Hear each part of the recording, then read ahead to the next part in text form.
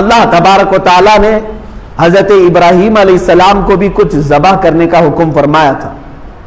آپ کو معلوم ہوگا 3 پارے کی تفسیر میں یہ موجود ہے کہ آپ نے پوچھا اللہ تعالیٰ سے، اے مولا کیا تو موت کے بعد دوبارہ زندہ کرتا ہے؟ رب تعالیٰ نے فرمایا ابراہیم کیا تمہیں یقین نہیں ہے میرے زندہ کرنے پر میں دوبارہ اٹھاتا ہوں؟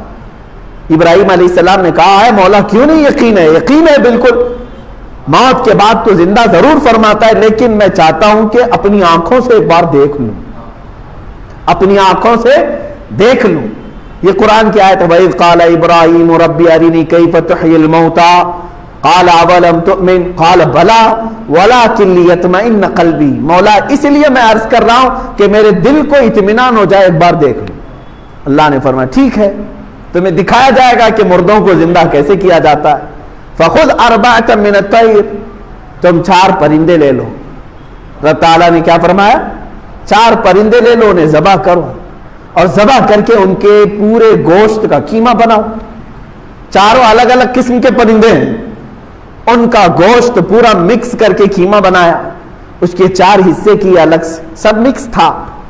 اور حکم ہوا کہ 4 پہاڑوں پر تھوڑا تھوڑا سا گوشت رکھ کر کے آؤ اور پھر زمین پر آ کر وہ 4 پرندوں کے منہ، ان کے سر اپنے پاس رکھو اور آواز دو ان پرندوں کو. ابراہیم علیہ السلام نے ہر پرندے کا نام لے کر کے آواز دی. اب ہوا یہ کہ ان کی آنکھوں نے دیکھا وہ گوشت جو قیمہ بن چکا تھا وہ ہوا میں اڑنے لگا. جس پرندے کا جو گوشت تھا وہ اپنے اپنے جسموں میں ملنے لگا اور بغیر سر کے بغیر منہ کے وہ پرندے فقط اپنے جسم کے ساتھ اڑتے ہوئے آئے اور ابراہیم علیہ السلام کے پاس جو سر رکھے ہوئے تھے وہ جسموں کے ساتھ جڑ گئے اور پورے پرندے ہو کر اڑ گئے. یہ واقعہ کوئی ہماری کہانی نہیں ہے، یہ قرآن کا واقعہ ہے، قرآن کہہ رہا ہے.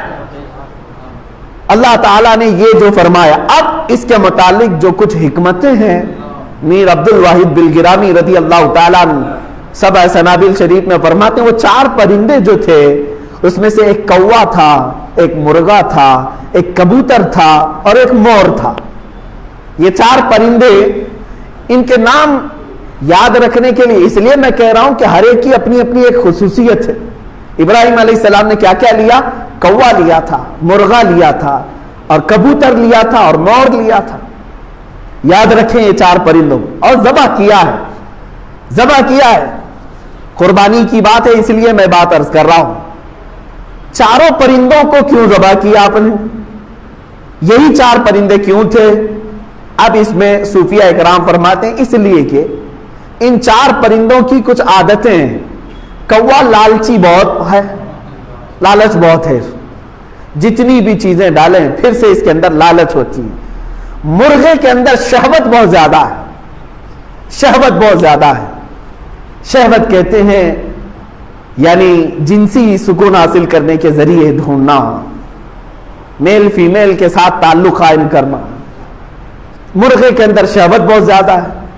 تیسرا پرندہ ہے کبوتر، اس کے اندر دوستی کرنے کی عادت بہت زیادہ ہے، جلدی دوستی کر لیتا ہے اور پھر اپنے مالک کے ساتھ ہی رہنے لگ جاتا ہے. چوتھا ہے مور، اس کے اندر دکھاوے کی عادت بہت زیادہ ہے، خوبصورت بہت ہے اور اپنی خوبصورتی کو لوگوں میں بہت زیادہ دکھاتا ہے. جب لوگ دیکھتے رہتے ہیں نا تو پورا کھول کر ناچتا ہے، پر پورے کھول کر ناچتا ہے ان کے سامنے. یہ مور کی عادت ہے.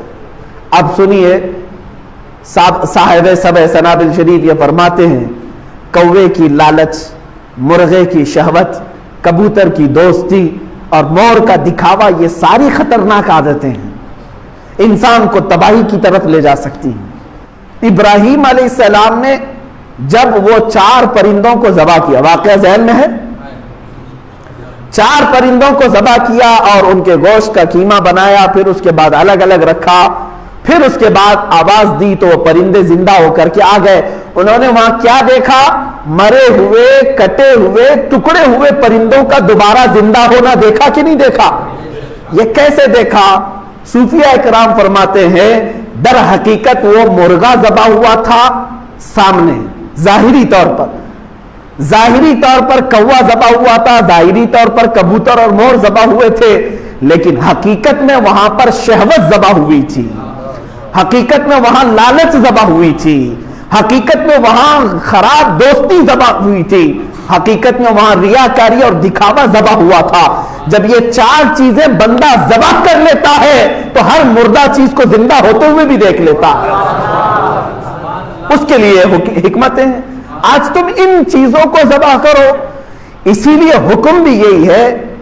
اب حج کے موقع پر بھی جب بندہ وہاں پر مینا میں کنکریاں مارتا ہے، رجم کرتا ہے، وہاں کون سا شیطان ہے؟ کیا سینگ لگا ہوا کوئی بڑا شیطان کھڑا ہے؟ وہاں تو پتھروں کے پلر ہیں اور چھوٹی کنکریاں ہیں آپ کے ہاتھ میں، جب آپ مارتے ہیں تو پلر کو مار رہے ہیں۔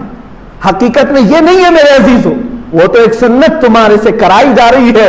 حکم یہی ہے کہ جب بندہ وہاں پر کنکری مارے تو یہ تصور کے ساتھ مارے کہ میرے اندر جو شیطان ہے میں اسے مار رہا ہوں، جو ہمہ وقت مجھے یاد خدا سے غافل کرنے کی کوشش کرتا ہے، میں اسے کنکری مار رہا ہوں۔ انشاءاللہ العزیز اگر تمہاری کنکری قبول ہوئی اور نیت قبول ہوئی تو مولا پوری زندگی بھر شیطان کے وسوسوں سے بچا لیتا ہے۔ تم نے مار دیا وہاں پر۔ اسی طرح قربانی کرنے کے وقت، چھری چلانے کے وقت نیت یہ کر لیا کہ اے مولا میرے اندر جتنی خرافات ہے آج کی عید الاضحیٰ میں سب ذبح کر رہا ہوں، میں ذبح کر رہا ہوں۔ اگر تمہاری نیت صادق ہوئی انشاءاللہ العزیز اس کے بعد تم دیکھو گے وہ بری حرکتیں تمہارے اندر نہیں آئیں گے۔